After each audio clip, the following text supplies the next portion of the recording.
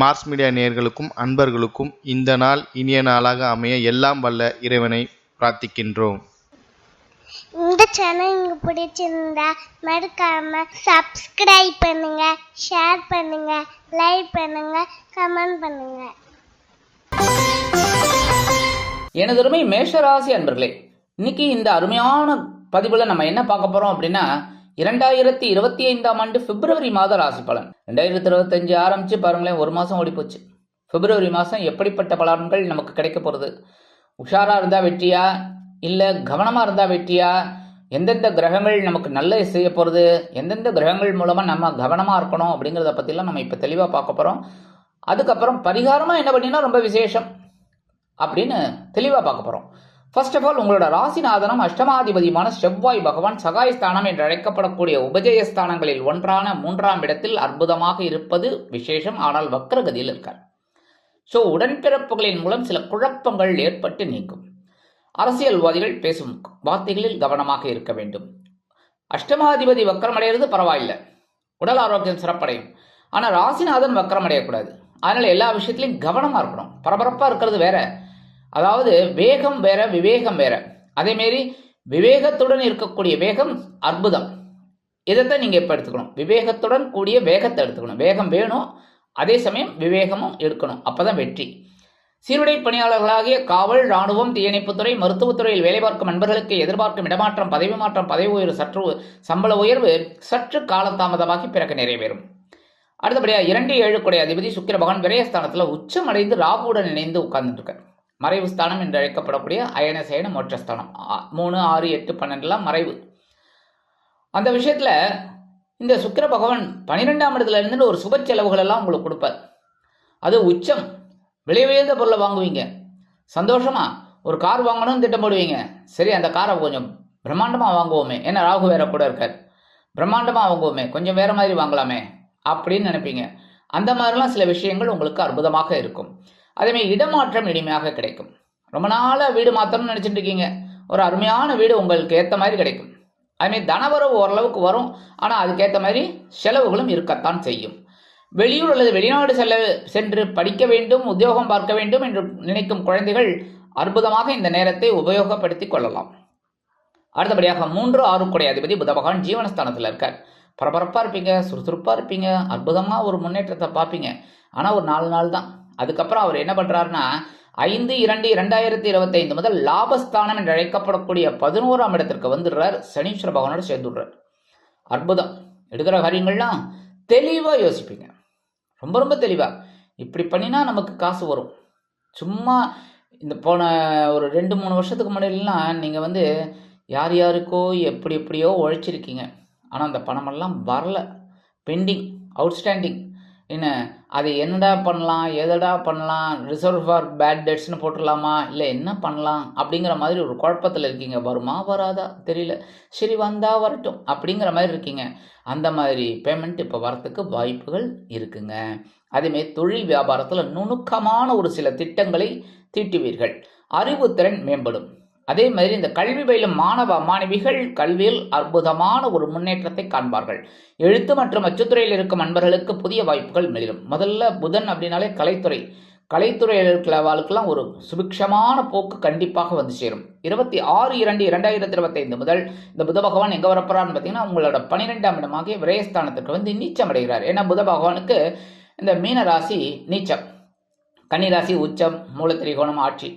அதே சமயம் பார்த்தீங்கன்னா இந்த இடத்துல அவருக்கு நீச்சம் அப்படிங்கிறதுனால, நீச்சம் அப்படிங்கிறது என்னன்னா பலம் இழந்து போகும். ஏன்னா சூரியனோட கொஞ்சம் இதாக இருக்கிறதுனால கொஞ்சம் அப்படி நீச்சம் அப்படிங்கும்போது கொஞ்சம் பலம் இல்லை. அப்படிங்கும்போது நம்ம கொஞ்சம் கவனமாக இருக்கணும் எல்லா விஷயத்திலும், செலவுகள் விஷயத்தில் முக்கியமாக. ஏன்னா 12ஆம் இடம்ங்கிறது செலவுகள். ஸோ செலவுகள் விஷயத்தில் கொஞ்சம் கவனமாக இருக்கிறது நல்லதுங்க.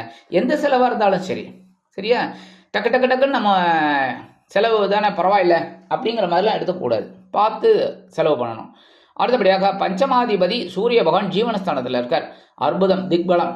10ஆம் இடம்ங்கிறது ரொம்ப விசேஷம், உபஜயஸ்தானம் 3, 6, 10, 11. ஸோ பலமாக இருப்பீங்க, ரொம்ப உத்தியோகத்தில் கவனமாக இருப்பீங்க. இந்த வேலையை இன்னைக்கு கண்டிப்பாக செஞ்சாகணும்.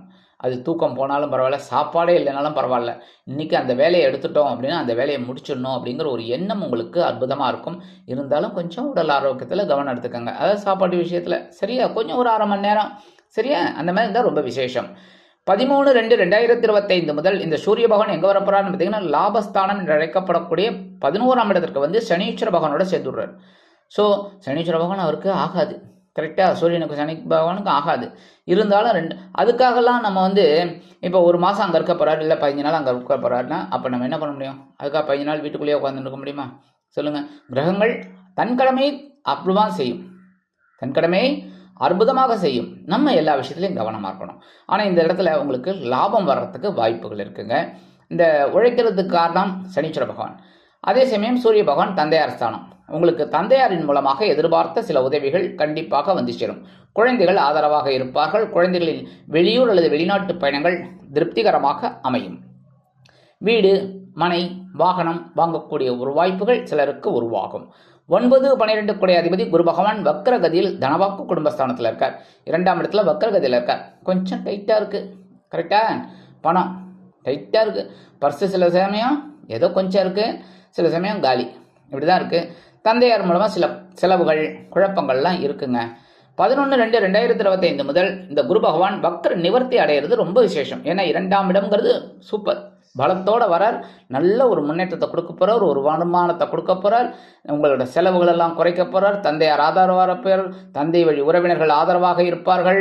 அதேமாரி விலை உயர்ந்த பொருட்களை வாங்கக்கூடிய ஒரு வாய்ப்பும் உங்களுக்கு வந்து சேரும். செலவுகள் கட்டுக்குள் அடங்கும். கொடுத்த வாக்குறுதிகளை அருமையாக காப்பாற்றி மகிழ்வீர்கள். குடும்பத்திற்கு தேவையான சில முன்னேற்பாடுகளை செய்வீர்கள். அதுவே உங்களுக்கு மனதில் ஒருவித மகிழ்ச்சியை கொடுக்கும். குழந்தைகள் ஆதரவாக இருப்பார்கள். கணவன் மனைவிக்கிடையே ஒற்றுமை அதிகரிக்கும்.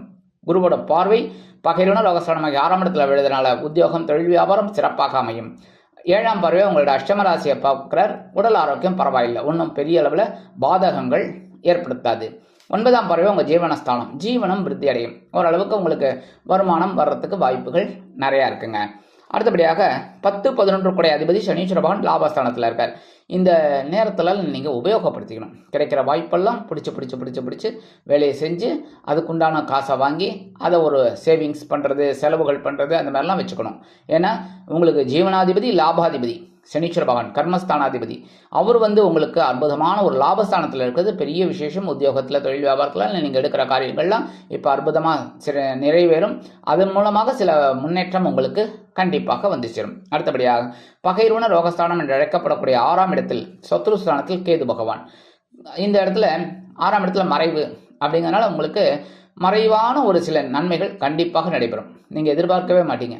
திடீர்னு ஒரு மறைவான ஒரு, அதாவது இந்த மறைவுங்கிறதுக்கு என்ன அர்த்தம்னா எதிர்பாராமல், திடீர்னு இப்போ புதையல் மறைவு தானே, ஒரு புதையல் கிடைக்கிறது அப்படின்னா மறைவு. அந்த மாதிரி எதிர்பாராமல் ஒருத்தர்கிட்ட வந்து திடீர்னு ஏதோ ஒரு ஹெல்ப் கிடைக்குது அப்படின்னா அது உங்களுக்கு மறைமுக உதவி. அந்த மாதிரி 6ஆம் இடத்துல இருக்கிற கேது உங்களுக்கு உத்தியோகத்தில் ஒரு உயர்வுகளை கொடுப்பார். தொழில் வியாபாரத்தில் ஒரு சிறப்புகளை கொடுப்பார்.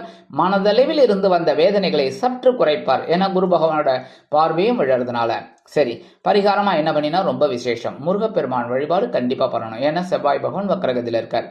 வக்ரகதியில் 3ஆம் இடத்துல இருக்கிறதுனால நீங்கள் கண்டிப்பாக உங்கள் ராசிநாதன், அதனால் முருகப்பெருமான் வழிபாடு பண்ணுறது ரொம்ப விசேஷம். கந்த சஷ்டி கவச்சம் பாராயணம் பண்ணுங்க, ரொம்ப அற்புதமான பலாபலன்கள் உங்களுக்கு கண்டிப்பாக கிடைக்கும். அடுத்தபடியாக முடிஞ்சால் இந்த பிப்ரவரி மாதத்தில் வைத்தீஸ்வரன் கோயில் போயிட்டு வந்துருங்கோ. சரியா, வைத்தீஸ்வரன் கோயில் போயிட்டு வர்றது நல்லது. முடியாதவர்கள் இப்போ இந்த பிப்ரவரி மாதம் ஒரு நாள் போயிட்டு வர்றது ரைட்டு, ஆனால் ஃபினான்ஷியல் ட்ரபிள் நிறைய பேருக்கு இருக்கும். எல்லாருக்குமே சொல்ல முடியாது. எல்லாரும் டக்குனு கார் எடுத்துன்னு போகிறது, பஸ்ஸில் போயிட்டு வர்றது அதெல்லாம் முடியும், முடியாதுன்னு நான் சொல்லலை.